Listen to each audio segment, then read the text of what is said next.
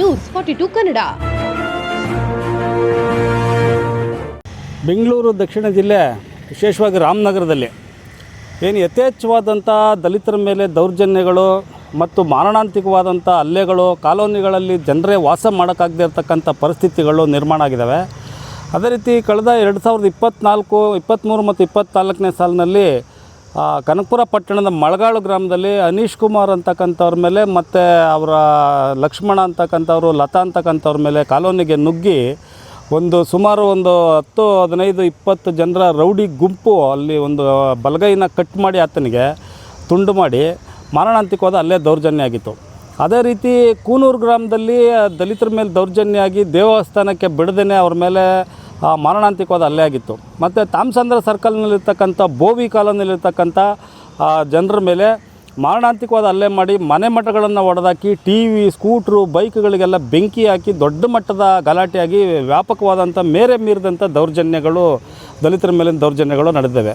ಅದೇ ರೀತಿ ಕನಕಪುರ ತಾಲೂಕಿನಲ್ಲಿ ಸೋಮೇದಾಪ್ನಹಳ್ಳಿ ಅಂತಕ್ಕಂಥ ಗ್ರಾಮದಲ್ಲಿ ಕ್ಷೌರದ ಅಂಗಡಿಗೆ ಬಿಡದೇ ಕ್ಷೌರ ಮಾಡಲಿಕ್ಕೆ ತೊಂದರೆ ಉಂಟಾಗಿ ಅಲ್ಲಿ ಗಲಾಟೆ ಆಗಿತ್ತು. ಏಳುಗಳಿನಲ್ಲಿ ಗಲಾಟೆ ಆಗಿದೆ. ಈ ರೀತಿಯ ಇಡೀ ರಾಮನಗರ ಜಿಲ್ಲೆಯಾದ್ಯಂತ ಮಾಗಡಿನಲ್ಲಿ, ಚನ್ನಪಟ್ಟಣದಲ್ಲಿ, ರಾಮನಗರದಲ್ಲಿ ವ್ಯಾಪಕವಾದಂಥ ದಲಿತರ ಮೇಲೆ ದೌರ್ಜನ್ಯಗಳಾಗ್ತಾಯಿದ್ದಾವೆ.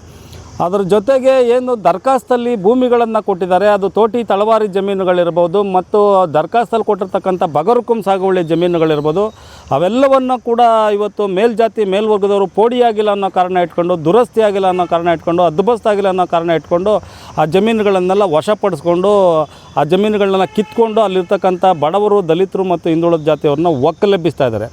ಇದೆಲ್ಲ ಕಷ್ಟವನ್ನು ಕೇಳಬೇಕು, ಅವರ ಜನರ ಅಹವಾಲುಗಳನ್ನು ಸ್ವೀಕಾರ ಮಾಡಬೇಕು ಅಂತಕ್ಕಂಥ ದೃಷ್ಟಿಯಿಂದ ಮೂರ್ತಿ ಅಂತಕ್ಕಂಥ ಒಬ್ಬ ಅನುಸೂಚಿತ ಜಾತಿ ಮತ್ತು ಬುಡಕಟ್ಟುಗಳ ಆಯೋಗದ ಅಧ್ಯಕ್ಷರು ನಿನ್ನೆ ರಾಮನಗರಕ್ಕೆ ಭೇಟಿ ಕೊಟ್ಟಿದ್ದಾರೆ. ಆ್ಯಕ್ಚುಲಾಗ ಭೇಟಿ ಸುಮಾರು ಒಂದು ತಿಂಗಳ ಹಿಂದೆ, 15 ದಿನಕ್ಕೆ ಹಿಂದೆ ಆ ಭೇಟಿ ನಡೀಬೇಕಾಗಿತ್ತು. ಆ ಭೇಟಿಗೆ ಅಧಿಕಾರಿಗಳು ಬರಲಿಲ್ಲ ಅನ್ನೋ ಕಾರಣಕ್ಕೆ ದಿನಾಂಕ ಮುಂದೂಡಿ ನಿನ್ನೆ ಫಿಕ್ಸ್ ಆಗಿತ್ತು.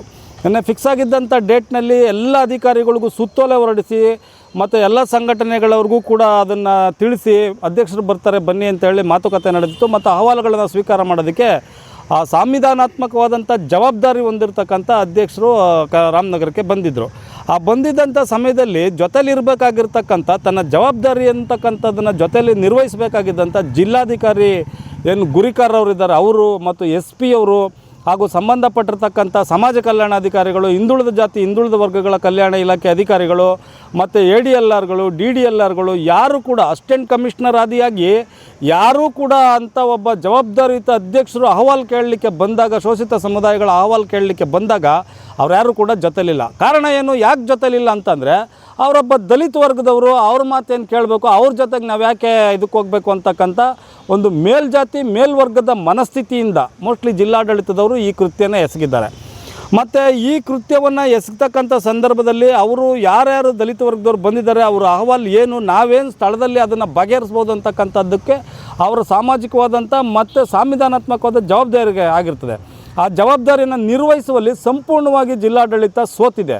ಅದಕ್ಕೆ ಸಂಬಂಧಪಟ್ಟಂಗೆ ಈ ಇತ್ತೀಚೆಗೆ ದಲಿತರ ಮೇಲಿನ ದೌರ್ಜನ್ಯ ತಡೆಗಟ್ಟಬೇಕು ಅನ್ನೋ ಉದ್ದೇಶದಿಂದ, ಮಹತ್ವಾಕಾಂಕ್ಷೆ ಉದ್ದೇಶದಿಂದ ಸಿದ್ದರಾಮಯ್ಯನವರ ಸರ್ಕಾರ ಇವತ್ತು DCRE ಸೆಲ್ಲನ್ನು ತೆಗೆದಿದೆ. ಆ DCRE ಸೆಲ್ನಲ್ಲಿ ಎಲ್ಲ ಕಡೆ, 1-2 ಕಡೆ ಬಿಟ್ಟರೆ ಮಿಕ್ಕಿದ ಎಲ್ಲ ಕಡೆ DCRE ಅಟ್ಟರ್ ಫೇಲ್ಯೂರ್ ಆಗಿದೆ. ಮತ್ತು DCREನವರೇ ದಲಿತರ ಮೇಲೆ ದೌರ್ಜನ್ಯ ಸಿಗ್ತಕ್ಕಂಥ ದೌರ್ಜನ್ಯಕೋರ ಜೊತೆಯಲ್ಲಿ ಶಾಮೀಲಾಗಿ ಇವತ್ತು ಒಂದೇ ಒಂದು ದೌರ್ಜನ್ಯ ಪ್ರಕರಣಗಳನ್ನು ಕೂಡ ದಾಖಲು ಮಾಡ್ತಾಯಿಲ್ಲ. ದಾಖಲಾದಂಥ ಪ್ರಕರಣಗಳಲ್ಲಿ ತನಿಖೆ ಸರಿಯಾಗಿ ಮಾಡ್ದೇ ಬಿ ರಿಪೋರ್ಟ್ ಆಗ್ತಾಯಿದ್ದಾರೆ. ಸೊ ಆ ಎಲ್ಲ ಕಾರಣದಿಂದಾಗಿ ನಾವು ಅದರ ಅಹವಾಲನ್ನು ಹೇಳ್ಕೊಳ್ಳಲಿಕ್ಕೆ ನಾವು ಆಯೋಗದ ಅಧ್ಯಕ್ಷರು ಬಂದಾಗ ಈ ರಾಮನಗರ ಜಿಲ್ಲೆಯಲ್ಲಿ ಒಬ್ಬರ ಜಿಲ್ಲಾಡಳಿತವನ್ನು ರೆಪ್ರೆಸೆಂಟ್ ಮಾಡ್ತಕ್ಕಂಥ, ಜಿಲ್ಲಾಡಳಿತವನ್ನು ಪ್ರತಿನಿಧಿಸ್ತಕ್ಕಂಥ ಒಬ್ಬ ಅಧಿಕಾರಿ ಕೂಡ ಇದರಲ್ಲಿ ಇಲ್ಲ. ಅಂದರೆ ಇವ್ರಿಗೆ ದಲಿತರ ಬಗ್ಗೆ ಎಷ್ಟು ಕಾಳಜಿ ಇದೆ ಮತ್ತು ಪರಿಶಿಷ್ಟ ಜಾತಿ ವರ್ಗದವ್ರ ಬಗ್ಗೆ ಏನು ಕಾಳಜಿ ಇದೆ ಅಂತಕ್ಕಂಥದ್ದನ್ನ ನಾವು ಯೋಚನೆ ಮಾಡಬೇಕಾಗುತ್ತೆ. ಅದಕ್ಕಾಗಿ ಏನು ಇವಾಗ DCRE ಸೆಲ್ನ ತೆಗೆದಿದ್ದಾರೆ, ಈ DCRE ಸೆಲ್ನ DYSP ಅವರು ಅಥವಾ ಸಮಾಜ ಕಲ್ಯಾಣ ಇಲಾಖೆಯ ಜಿಲ್ಲಾ ಮಟ್ಟದ ಅಧಿಕಾರಿ ಯಾರಿದ್ದಾರೆ, ಶಿವಕುಮಾರ್ ಅವರು, ಬರದೇ ಇರ್ತಕ್ಕಂಥ ಅಧಿಕಾರಿಗಳು ಯಾರಿದ್ದಾರೆ, ಇವರು ದಲಿತರ ಮೇಲೆ ದೌರ್ಜನ್ಯ ಎಸಗಿರೋಂಗೆ ಇದು. ಸೊ ಆಮೇಲೆ ಒಬ್ಬ ಆಯೋಗದ ಅಧ್ಯಕ್ಷರು ಬಂದಾಗ, ಒಂದು ಸಂವಿಧಾನಾತ್ಮಕ ಚೌಕಟ್ಟಲ್ಲಿ ಕೆಲಸ ಮಾಡ್ತಕ್ಕಂಥ ಅಧ್ಯಕ್ಷರು ಬಂದಾಗ ಅವ್ರ ಜೊತೆಗೆ ನಿಂತ್ಕೊಂಡು ಸಹಕರಿಸಬೇಕಾಗಿರ್ತಕ್ಕಂಥದ್ದು ಜಿಲ್ಲಾಡಳಿತದ ಮಹತ್ವದ ಜವಾಬ್ದಾರಿ ಮತ್ತು ಕರ್ತವ್ಯ ಆಗಿರ್ತದೆ. ಸೊ ಹಾಗಾಗಿ ಇವರು ಬರದೇ ಇರತಕ್ಕಂಥ ಕಾರಣ ಏನು ಅಂದರೆ ಬಿಕಾಸ್ ಆಫ್ ಓನ್ಲಿ ಜಾತಿ, ಅದು ಜಾತಿಯನ್ನು ಬಿಟ್ಟು ಬೇರೇನೋ ಅವ್ರ ಮನಸ್ಥಿತಿನಲ್ಲಿಲ್ಲ. ಈ ರೀತಿ ಜಾತಿ ತಾರತಮ್ಯವನ್ನು, ಜಾತಿ ದೌರ್ಜನ್ಯವನ್ನು ಎಸಗಿರ್ತಕ್ಕಂಥ ಒಬ್ಬ ಜಿಲ್ಲಾಧಿಕಾರಿ ಇರ್ಬೋದು, ಒಬ್ಬ SP ಇರ್ಬೋದು, ಯಾರೇ ಇರ್ಬೋದು, ಅವ್ರ ಮೇಲೆ ಸ್ವಯಂ ಪ್ರೇರಿತವಾದಂಥ ದೂರನ್ನು ದಾಖಲು ಮಾಡ್ಕೊಳ್ಳೋದಕ್ಕೆ DCRE ಸೆಲ್ನ DYSP ಅವ್ರಿಗೆ ಅಧಿಕಾರ ಇದೆ. ಮತ್ತು ಅಧಿಕಾರದ ವ್ಯಾಪ್ತಿಯನ್ನು ಮೀರಿದಂಥ ಅಧಿಕಾರಿಗಳೇನಾದರೂ ಇದ್ದರೆ ಅವ್ರ ಮೇಲೆ ಸಮಾಜ ಕಲ್ಯಾಣ ಇಲಾಖೆಯವರು ಮತ್ತು DCRE ಸೆಲ್ನವ್ರು ಇಬ್ಬರೂ ಸರ್ಕಾರಕ್ಕೆ ಒಂದು ವರದಿ ಕೊಡಬೇಕಾಗಿದೆ. ಇಂತಿಂಥ ಅಧಿಕಾರಿಗಳು ಬಂದಿಲ್ಲ, ಈ ರೀತಿ ದಲಿತರ ಮೇಲೆ ದೌರ್ಜನ್ಯ ಆಗಿರ್ತಕ್ಕಂಥ ಪ್ರಕರಣಗಳ ವಿಚಾರಣೆ ನಡೆಸಬೇಕಾಗಿರ್ತಕ್ಕಂಥ, ತ್ವರಿತ ವಿಚಾರಣೆ ನಡೆಸಬೇಕಾಗಿರ್ತಕ್ಕಂಥ SP ಅವರು ಮತ್ತು ಸಂಬಂಧಪಟ್ಟ ಅಧಿಕಾರಿಗಳು ಬರಬೇಕಾಗಿತ್ತು. ಅವ್ರು ಬರದೇ ಇರೋ ಕಾರಣದಿಂದಾಗಿ ಅವ್ರ ಮೇಲೆ ಸೋಮೋಟ ಮೇಲೆ ನಾನು ಸ್ವಯಂ ಪ್ರೇರಿತವಾದ ದೂರು ದಾಖಲಿಸ್ತಾ ಇದ್ದೀನಿ ಅಂತೇಳಿ ದೂರು ದಾಖಲು ಮಾಡ್ಕೊಳ್ಬೇಕು ಅಂತಕ್ಕಂಥ ಒತ್ತಾಯವನ್ನು ನಾನು ಈ ಮುಖಾಂತರ ಮಾಡ್ತಾಯಿದ್ದೀನಿ. ಸೊ ಹಾಗಾಗಿ ಯಾವುದೇ ಕಾರಣದಿಂದ ಇಡೀ ಜಿಲ್ಲೆಯಲ್ಲಿ ಇದು ಈ ಅಧ್ಯಕ್ಷರು ಬಂದಾಗಂತ ಅಲ್ಲ, ಹಿಂದೆ ಕೂಡ ರಾಷ್ಟ್ರೀಯ ಮಟ್ಟದ ಒಬ್ಬರು ಅಧ್ಯಕ್ಷರು ಬಂದಿದ್ದರು. ಆವಾಗೂ ಕೂಡ ಒಬ್ಬ ರಾಮನಗರದಲ್ಲಿದ್ದಂಥ ಜಿಲ್ಲಾಧಿಕಾರಿ ಆಗಿರ್ಬೋದು, SP ಆಗಿರ್ಬೋದು, ಯಾರು ಕೂಡ ಎಮ್ಮನ್ನು ಭೇಟಿ ಮಾಡೋದಕ್ಕೆ ಇದು ಮಾಡಿರಲ್ಲ. ಆಗಲೇ ಇವ್ರ ಮೇಲೆಲ್ಲ ಶಿಸ್ತು ಕ್ರಮಕ್ಕೆ ರೆಫರ್ ಆಗಿತ್ತು. ಆ ಶಿಸ್ತು ಕ್ರಮಕ್ಕೆ ಶಿಫಾರಸ್ ಆಗಿದ್ದಂಥ ಸಂದರ್ಭದಲ್ಲಿ ತಮ್ಮ ಜಾತಿ ಪ್ರಭಾವ ಅದು ಇದನ್ನು ಬಳಸಿ ಸ್ವಲ್ಪ ಶೆಡ್ಯೂಲ್ ಕಾಸ್ಟ್ನ ಹುಡುಗರನ್ನೆಲ್ಲರನ್ನೂ ಕೂಡ ಬಳಕೆ ಮಾಡಿಕೊಂಡು ಅವರು ಅದರಿಂದ ತಪ್ಪಿಸ್ಕೊಂಡಿದ್ರು. ಆದರೆ ಇಂಥ ಸಂದರ್ಭದಲ್ಲಿ ಅನುಸೂಚಿತ ಜಾತಿ, ಅನುಸೂಚಿತ ಬುಡಕಟ್ಟುಗಳ ಆಯೋಗದ ಅಧ್ಯಕ್ಷರೇ ಜಿಲ್ಲೆಗೆ ಭೇಟಿ ನೀಡಿದಂಥ ಸಂದರ್ಭದಲ್ಲಿ ಅವ್ರ ಜೊತೆಗೆ ಕೂತ್ಕೊಳ್ದೇ ಇರತಕ್ಕಂಥದ್ದು ಮತ್ತು ಮಡಿವಂತಿಕೆ ಆಚರಣೆ ಮಾಡಿದಂಥದ್ದು ಆಗಿದೆ. ಸೊ ಆದ್ದರಿಂದ ಈ ಮಡಿವಂತಿಕೆಯಲ್ಲಿರ್ತಕ್ಕಂಥ ಜಿಲ್ಲಾಧಿಕಾರಿ ಮೇಲೆ, SP ಅವ್ರ ಮೇಲೆ ಮತ್ತು ಸಂಬಂಧಪಟ್ಟ ಜಿಲ್ಲಾ ಆಡಳಿತದ ಅಧಿಕಾರಿಗಳ ಮೇಲೆ ನಿರ್ದಾಕ್ಷಣ್ಯವಾದಂಥ ಕ್ರಮ ಆಗಬೇಕು ಅಂತಕ್ಕಂಥ ವಿಚಾರವನ್ನು ನಾನು ಹೇಳಿ ಬಯಸ್ತೀನಿ.